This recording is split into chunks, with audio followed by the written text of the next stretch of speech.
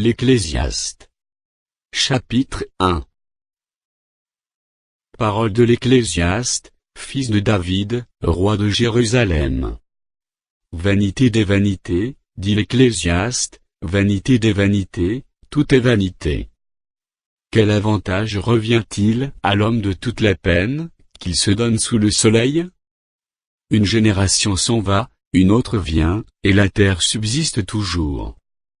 Le soleil se lève, le soleil se couche, il soupire après le lieu d'où il se lève de nouveau. Le vent se dirige vers le midi, tourne vers le nord, puis il tourne encore, et reprend les mêmes circuits. Tous les fleuves vont à la mer, et la mer n'est point remplie, il continue à aller vers le lieu où il se dirige.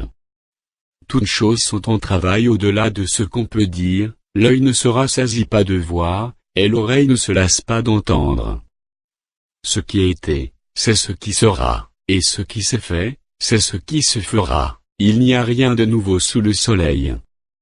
S'il est une chose dont on dise, vois ceci, c'est nouveau. Cette chose existait déjà dans les siècles, qui nous ont précédés. On ne se souvient pas de ce qui est ancien, et ce qui arrivera dans la suite, ne laissera pas de souvenir chez ceux qui vivront plus tard. Moi, l'Ecclésiaste, j'ai été roi d'Israël à Jérusalem. J'ai appliqué mon cœur à rechercher et à sonder par la sagesse tout ce qui se fait sous les cieux, c'est là une occupation pénible, à laquelle Dieu soumet les fils de l'homme. J'ai vu tout ce qui se fait sous le soleil, et voici, tout est vanité et poursuite du vent. Ce qui est courbé ne peut se redresser, et ce qui manque ne peut être compté. J'ai dit en mon cœur, voici, j'ai grandi et surpassé en sagesse tous ceux qui ont dominé avant moi sur Jérusalem, et mon cœur a vu beaucoup de sagesse et de science. J'ai appliqué mon cœur à connaître la sagesse, et à connaître la sottise et la folie, j'ai compris que cela aussi c'est la poursuite du vent. Car avec beaucoup de sagesse on a beaucoup de chagrin, et celui qui augmente sa science augmente sa douleur. Ecclésiaste. Chapitre 2. J'ai dit en mon cœur, allons. Je t'éprouverai par la joie, et tu goûteras le bonheur. Et voici, c'est encore là une vanité. J'ai dit du rire, insensé. Et de la joie, à quoi sert-elle? Je résolus en mon cœur de livrer ma chair au vin, tandis que mon cœur me conduira avec sagesse, et de m'attacher à la folie, jusqu'à ce que je visse ce qu'il est bon, pour les fils de l'homme de faire sous les cieux, pendant le nombre des jours de leur vie. J'exécutais de grands ouvrages, je me bâtis des maisons, je me plantai des vignes, je me fis des jardins et des vergers, et j'y plantai des arbres à fruits de toute espèce. Je me créai des étangs, pour arroser la forêt où croissaient les arbres. J'achetai des serviteurs et des servantes, et j'eus leurs enfants nés dans la maison, je possédais des troupeaux de bœufs et de brebis, plus que tout ce qui était, avant moi dans Jérusalem. Je m'amassai de l'argent et de l'or, et les richesses des rois et des provinces. Je me procurai des chanteurs et des chanteuses, et les délices des fils de l'homme, des femmes en grand nombre. Je devins grand, plus grand que tout ce qui était, avant moi dans Jérusalem. Et même ma sagesse demeura avec moi. Tout ce que mes yeux avaient désiré, je ne les en ai point privés, je n'ai refusé à mon cœur aucune joie, car mon cœur prenait plaisir à tout mon travail, et c'est la part qui m'en est revenue. Puis, j'ai considéré tous les ouvrages, que mes mains avaient faits, et la peine que j'avais prise à les exécuter, et voici, tout est vanité et poursuite du vent, et il n'y a aucun avantage à tirer de ce qu'on fait sous le soleil. Alors j'ai tourné mes regards vers la sagesse, et vers la sottise et la folie. Car que fera l'homme qui succédera au roi? Ce qu'on a déjà fait. Et j'ai vu que la sagesse a de l'avantage sur la folie, comme la lumière a de l'avantage sur les ténèbres. Le sage a ses yeux à la tête, et l'insensé marche dans les ténèbres. Mais j'ai reconnu aussi qu'ils ont l'un et l'autre même sort. Et j'ai dit en mon cœur, j'aurai le même sort que l'insensé, pourquoi donc ai-je été plus sage? Et j'ai dit en mon cœur, que c'est encore là une vanité. Car la mémoire du sage n'est pas plus éternelle que celle de l'insensé, puisque déjà les jours qui suivent, tout est oublié. Et quoi? le sage meurt aussi bien que l'insensé. Et j'ai haï la vie, car ce qui se fait sous le soleil m'a déplu, car tout est vanité et poursuite du vent. J'ai haï tout le travail, que j'ai fait sous le soleil, et dont je dois laisser la jouissance à l'homme qui me succédera. Et qui sait s'il sera sage ou insensé? Cependant il sera maître de tout mon travail, de tout le fruit de ma sagesse sous le soleil. C'est encore là une vanité. Et j'en suis venu à livrer mon cœur au désespoir, à cause de tout le travail, que j'ai fait sous le soleil. Car tel homme a travaillé avec sagesse, et science et avec succès, et il laisse le produit de son travail à un homme, qui ne s'en est point occupé. C'est encore là une vanité et un grand mal. Que revient-il, en effet, à l'homme de tout son travail, et de la préoccupation de son cœur, objet de ses fatigues sous le soleil? Tous ses jours ne sont que douleur, et son partage n'est que chagrin, même la nuit son cœur ne repose pas. C'est encore là une vanité. Il n'y a de bonheur pour l'homme, qu'à manger, à boire, et à faire jouir son âme du bien-être, au milieu de son travail, mais j'ai vu que cela aussi vient de la main de Dieu. Qui, en effet, peut manger et jouir, et si ce n'est moi? Car il donne à l'homme qui lui est agréable la sagesse, la science et la joie, mais il donne aux pécheurs le soin de recueillir et d'émasser, afin de donner à celui qui est agréable à Dieu. C'est encore là une vanité et la poursuite du vent. Ecclésiaste. Chapitre 3. Il y a un temps pour tout, un temps pour toute chose sous les cieux. Un temps pour naître, et un temps pour mourir, un temps pour planter, et un temps pour arracher ce qui a été planté. Un temps pour tuer, et un temps pour guérir, un temps pour abattre, et un temps pour bâtir. Un temps pour pleurer, et un temps pour rire, un temps pour se lamenter, et un temps pour danser. Un temps pour lancer des pierres, et un temps pour ramasser des pierres, un temps pour embrasser, et un temps pour s'éloigner des embrasements. Un temps pour chercher, et un temps pour perdre, un temps pour garder, et un temps pour jeter. Un temps pour déchirer, et un temps pour coudre, un temps pour se taire, et un temps pour parler. Un temps pour aimer, et un temps pour haïr, un temps pour la guerre, et un temps pour la paix. Quel avantage celui qui travaille retire-t-il de sa peine? J'ai vu à quelle occupation Dieu soumet les fils de l'homme. Il fait toute chose bonne en son temps, même il a mis dans leur cœur la pensée de l'éternité, bien que l'homme ne puisse pas saisir l'œuvre que Dieu fait, du commencement jusqu'à la fin. J'ai reconnu qu'il n'y a de bonheur, pour eux qu'à se réjouir et à se donner du bien-être pendant leur vie, mais que, si un homme mange et boit et jouit du bien-être au milieu de tout son travail, c'est là un don de Dieu. J'ai reconnu que tout ce que Dieu fait durera toujours, qu'il n'y a rien à y ajouter et rien à en retrancher, et que Dieu agit ainsi afin qu'on le craigne. Ce qui est a déjà été, et ce qui sera a déjà été, et Dieu ramène ce qui est passé. J'ai encore vu sous le soleil, qu'au lieu établi pour juger il y a de la méchanceté, et qu'au lieu établi pour la justice il y a de la méchanceté. J'ai dit en mon cœur, Dieu jugera le juste et le méchant, car il y a là un temps, pour toute chose et pour toute œuvre. J'ai dit en mon cœur, au sujet des fils de l'homme, que Dieu les éprouverait, et qu'eux-mêmes verraient qu'ils ne sont que des bêtes. Car le sort des fils de l'homme, et celui de la bête, sont pour eux un même sort, comme meurt l'un, ainsi meurt l'autre, ils ont tous un même souffle, et la supériorité de l'homme sur la bête est nulle, car tout est vanité. Tout va dans un même lieu, tout a été fait de la poussière, et tout retourne à la poussière. Qui sait si le souffle des fils de l'homme monte en haut, et si le souffle de la bête descend en bas dans la terre? Et j'ai vu qu'il n'y a rien de mieux pour l'homme, que de se réjouir de ses œuvres, c'est là sa part. Car qui le fera jouir de ce qui sera après lui? Ecclésiaste. Chapitre 4. J'ai considéré ensuite toutes les oppressions, qui se commettent sous le soleil, et voici, les opprimés sont dans les larmes, et personne qui les console. Ils sont en butte à la violence de leurs oppresseurs, et personne qui les console. Et j'ai trouvé les morts, qui sont déjà morts plus heureux, que les vivants qui sont encore vivants, et plus heureux que les uns et les autres celui qui n'a point encore existé et qui n'a pas vu les mauvaises actions, qui se commettent sous le soleil. J'ai vu que tout travail, et toute habileté dans le travail, n'est que jalousie de l'homme à l'égard de son prochain. C'est encore là une vanité et la poursuite du vent. L'insensé se croise les mains, et mange sa propre chair. Mieux vaut une main pleine avec repos, que les deux mains pleines avec travail et poursuite du vent. J'ai considéré une autre vanité sous le soleil. Tel homme est seul et sans personne qui lui tienne de près, il n'est ni fils ni frère, et pourtant son travail, n'a point de fin et ses yeux, ne sont jamais rassasiés de richesse. Pour qui donc est-ce que je travaille, et que je prive mon âme de jouissance? C'est encore là une vanité et une chose mauvaise.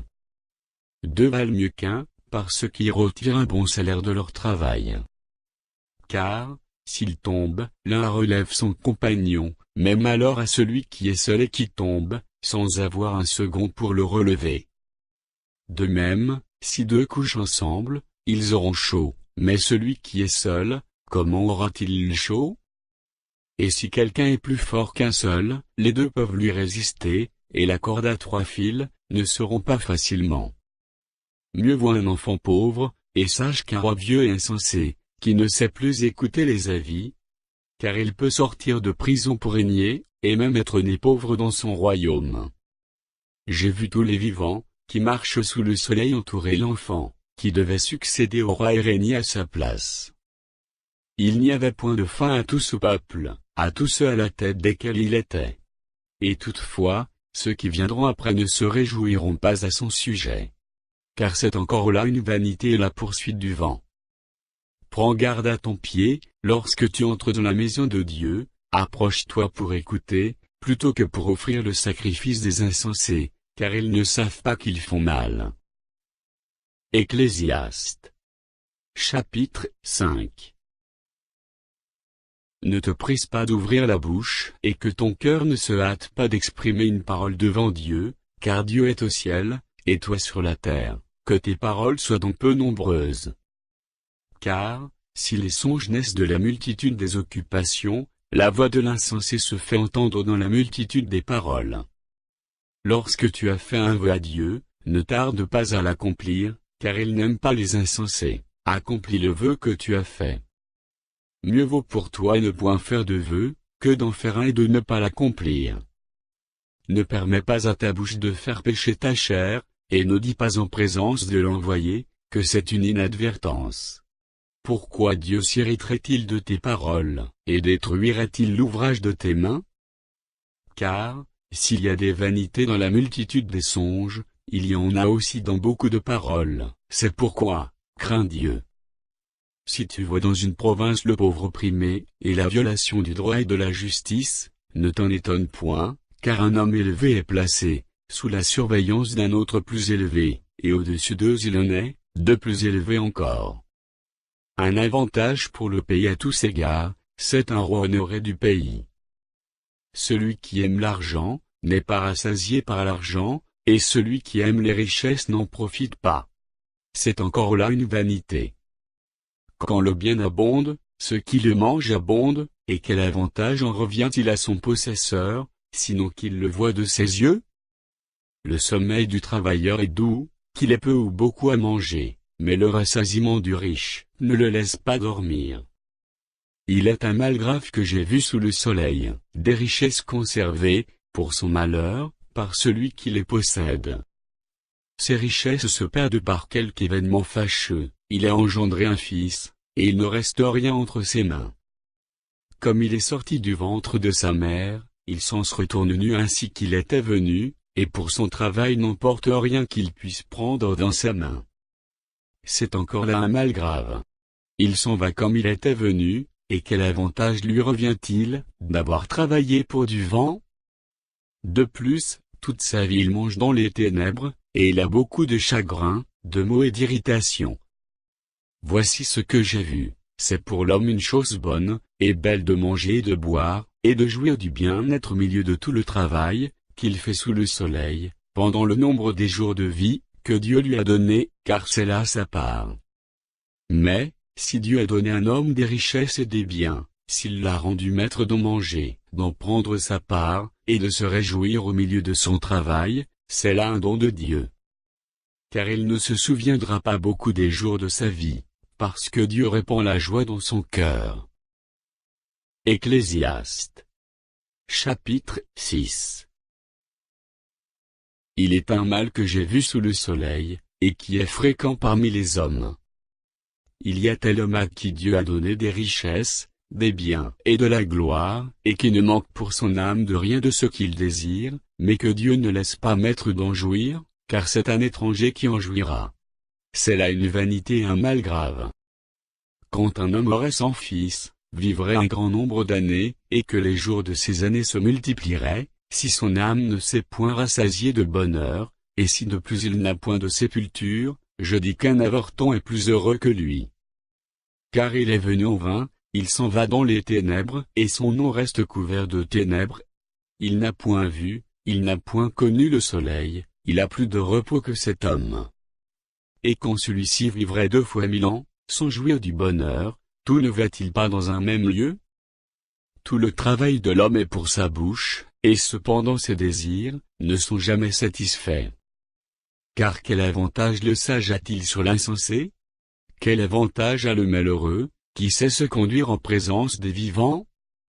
Ce que les yeux voient est préférable à l'agitation des désirs, c'est encore là une vanité et la poursuite du vent. Ce qui existe a déjà été appelé par son nom, et l'on sait que celui qui est homme, ne peut contester avec un plus fort que lui. S'il y a beaucoup de choses, il y a beaucoup de vanité, quel avantage en revient-il à l'homme? Car qui sait ce qui est bon pour l'homme dans la vie, pendant le nombre des jours de sa vie de vanité, qu'il passe comme une ombre? Et qui peut dire à l'homme ce qui sera, après lui sous le soleil? Ecclésiaste. Chapitre 7. Une bonne réputation vaut mieux que le bon parfum, et le jour de la mort, que le jour de la naissance. Mieux vaut aller dans une maison de deuil, que d'aller dans une maison de festin, car c'est là la fin de tout homme, et celui qui vit prend la chose à cœur. Mieux vaut le chagrin que le rire, car avec un visage triste le cœur peut être content. Le cœur des sages est dans la maison de deuil, et le cœur des insensés dans la maison de joie. Mieux vaut entendre la réprimande du sage, que d'entendre le chant des insensés. Car comme le bruit des épines sous la chaudière, ainsi est le rire des insensés. C'est encore là une vanité. L'oppression rend insensé le sage, et les présents corrompent le cœur. Mieux vaut la fin d'une chose que son commencement, mieux vaut un esprit patient qu'un esprit hautain. Ne te hâte pas en ton esprit de t'irriter, car l'irritation repose dans le sein des insensés. Ne dis pas, d'où vient que les jours passés étaient meilleurs que ceux-ci? Car ce n'est point par sagesse que tu demandes cela. La sagesse vaut autant qu'un héritage, et même plus pour ceux qui voient le soleil. Car à l'ombre de la sagesse on est abrité comme à l'ombre de l'argent, mais un avantage de la science, c'est que la sagesse fait vivre ceux qui la possèdent. Regarde l'œuvre de Dieu, qui pourra redresser ce qu'il a courbé? Au jour du bonheur, sois heureux, et au jour du malheur, réfléchis. Dieu a fait l'un comme l'autre, afin que l'homme ne découvre en rien ce qui sera après lui. J'ai vu tout cela pendant les jours de ma vanité. Il y a tel juste qui périt dans sa justice, et il y a tel méchant, qui prolonge son existence dans sa méchanceté. Ne sois pas juste à l'excès, et ne te montre pas trop sage. Pourquoi te détruirais-tu? Ne sois pas méchant à l'excès, et ne sois pas insensé. Pourquoi mourrais-tu avant ton temps? Il est bon que tu retiennes ceci, et que tu ne négliges point cela, car celui qui craint Dieu échappe à toutes ces choses. La sagesse rend le sage plus fort que 10 chefs qui sont dans une ville. Non, il n'y a sur la terre point d'homme juste, qui fasse le bien et qui ne pêche jamais. Ne fais donc pas attention à toutes les paroles qu'on dit, de peur que tu n'entendes ton serviteur te maudire, car ton cœur a senti bien des fois, que tu as toi-même maudit les autres. J'ai éprouvé tout cela par la sagesse. J'ai dit, je serai sage. Et la sagesse est restée loin de moi. Ce qui est loin, ce qui est profond, profond, qui peut l'atteindre? Je me suis appliqué dans mon cœur à connaître, à sonder, et à chercher la sagesse et la raison des choses, et à connaître la folie de la méchanceté, et la stupidité de la sottise. Et j'ai trouvé plus amère, que la mort la femme dont le cœur est un piège et un filet, et dont les mains sont des liens, celui qui est agréable à Dieu lui échappe, mais le pécheur est pris par elle. Voici ce que j'ai trouvé, dit l'Ecclésiaste, en examinant les choses une à une pour en saisir la raison. Voici ce que mon âme cherche encore, et que je n'ai point trouvé. J'ai trouvé un homme entre 1000, mais je n'ai pas trouvé une femme entre elles toutes. Seulement, voici ce que j'ai trouvé, c'est que Dieu a fait les hommes droits, mais ils ont cherché beaucoup de détours. Ecclésiaste. Chapitre 8. Qui est comme le sage, et qui connaît l'explication des choses? La sagesse d'un homme fait briller son visage, et la sévérité de sa face est changée. Je te dis, observe les ordres du roi, et cela à cause du serment fait à Dieu. Ne te hâte pas de t'éloigner de lui, et ne persiste pas dans une chose mauvaise, car il peut faire tout ce qui lui plaît, parce que la parole du roi est puissante, et qui lui dira, que fais-tu? Celui qui observe le commandement, ne connaît point de choses mauvaises, et le cœur du sage connaît le temps et le jugement. Car il y a pour toute chose un temps et un jugement, quand le malheur accable l'homme. Mais il ne sait point ce qui arrivera, et qui lui dira comment cela arrivera? L'homme n'est pas maître de son souffle, pour pouvoir le retenir, et il n'a aucune puissance. Sur le jour de la mort, il n'y a point de délivrance dans ce combat, et la méchanceté ne saurait sauver les méchants. J'ai vu tout cela, et j'ai appliqué mon cœur à tout ce qui se fait sous le soleil.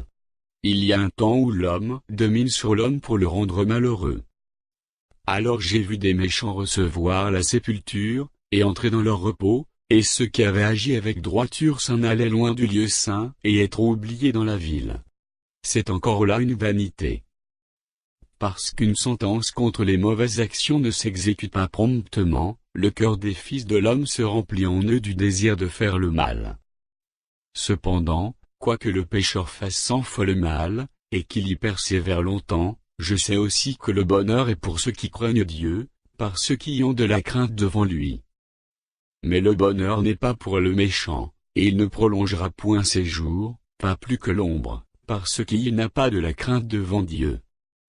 Il est une vanité, qui a lieu sur la terre, c'est qu'il y a des justes, auxquels il arrive selon l'œuvre des méchants, et des méchants auxquels il arrive selon l'œuvre des justes. Je dis que c'est encore là une vanité. J'ai donc loué la joie, parce qu'il n'y a de bonheur, pour l'homme sous le soleil, qu'à manger, à boire et à se réjouir, c'est là ce qui doit l'accompagner au milieu de son travail, pendant les jours de vie, que Dieu lui donne sous le soleil. Lorsque j'ai appliqué mon cœur à connaître la sagesse, et à considérer les choses, qui se passent sur la terre, car les yeux de l'homme ne goûtent le sommeil ni jour ni nuit, j'ai vu toute l'œuvre de Dieu, j'ai vu que l'homme ne peut pas trouver ce qui se fait sous le soleil, il a beau se fatiguer à chercher, il ne trouve pas, et même si le sage veut connaître, il ne peut pas trouver. Ecclésiaste. Chapitre 9. Oui, j'ai appliqué mon cœur à tout cela, j'ai fait de tout cela l'objet de mon examen, et j'ai vu que les justes et les sages, et leurs travaux, sont dans la main de Dieu, et l'amour aussi bien que la haine. Les hommes ne savent rien, tout est devant eux. Tout arrive également à tous, même sort pour le juste et pour le méchant, pour celui qui est bon, et pur et pour celui qui est impur, pour celui qui sacrifie et pour celui qui ne sacrifie pas, il en est du bon comme du pécheur, de celui qui jure comme de celui qui craint de jurer. Ceci est un mal parmi tout ce qui se fait sous le soleil, c'est qu'il y a pour tous un même sort, aussi le cœur des fils de l'homme, est-il plein de méchanceté, et la folie est dans leur cœur pendant leur vie, après quoi, ils vont chez les morts. Car, qui est excepté?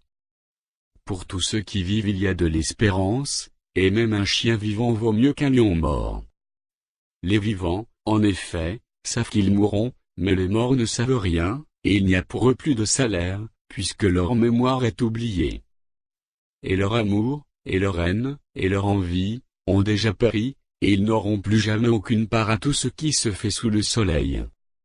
Va, mange avec joie ton pain, et bois gaiement ton vin, car dès longtemps Dieu prend plaisir à ce que tu fais. Qu'en tout temps tes vêtements soient blancs, et que l'huile ne manque point sur ta tête.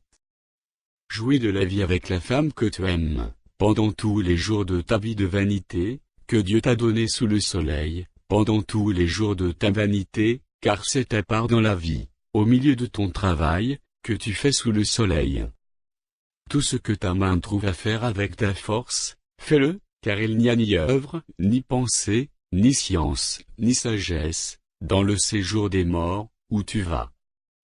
J'ai encore vu sous le soleil, que la course n'est point aux agiles, ni la guerre aux vaillants, ni le pain aux sages, ni la richesse aux intelligents, ni la faveur aux savants, car tout dépend pour eux du temps et des circonstances. L'homme ne connaît pas non plus son heure, pareil aux poissons qui sont pris au filet fatal, et aux oiseaux qui sont pris au piège, comme eux, les fils de l'homme sont enlacés au temps du malheur, lorsqu'ils tombent sur eux tout à coup. J'ai aussi vu sous le soleil ce trait d'une sagesse qui m'a paru grande. Il y avait une petite ville, avec peu d'hommes dans son sein, un roi puissant marcha sur elle, l'investit, et éleva contre elle de grands forts. Il s'y trouvait un homme pauvre et sage, qui sauva la ville par sa sagesse. Et personne ne s'est souvenu de cet homme pauvre. Et j'ai dit, la sagesse vaut mieux que la force. Cependant la sagesse du pauvre est méprisée, et ses paroles ne sont pas écoutées. Les paroles des sages tranquillement écoutées valent mieux que les cris de celui qui domine parmi les insensés. La sagesse vaut mieux que les instruments de guerre, mais un seul pécheur détruit beaucoup de biens. Ecclésiaste. Chapitre 10. Les mouches mortes infectées font fermenter l'huile du parfumeur, un peu de folie l'emporte sur la sagesse et sur la gloire.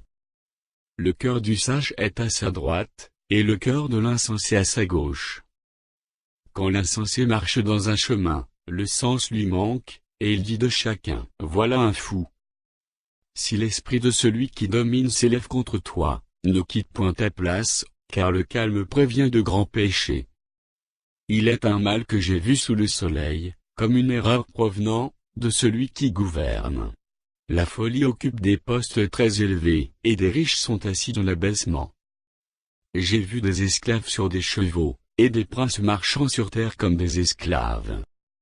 Celui qui creuse une fosse y tombera, et celui qui renverse une muraille, sera mordu par un serpent.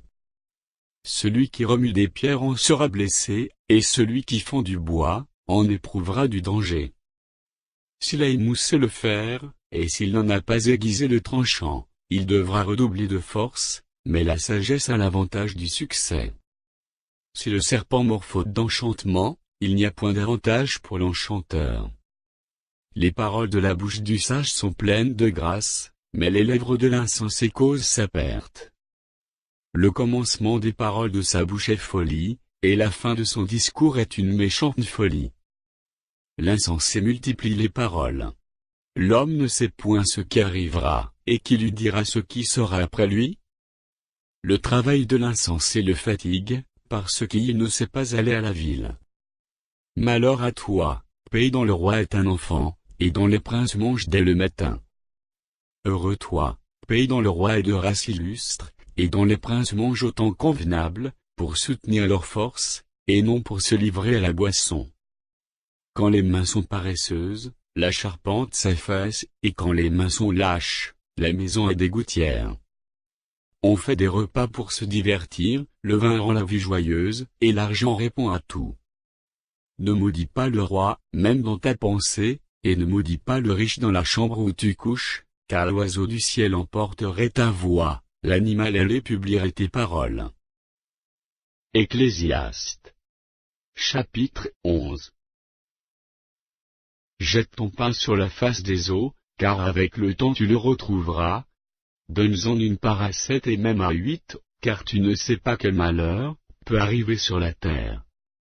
Quand les nuages sont pleins de pluie, ils la répandent sur la terre, et si un arbre tombe, au midi ou au nord, il reste à la place où il est tombé.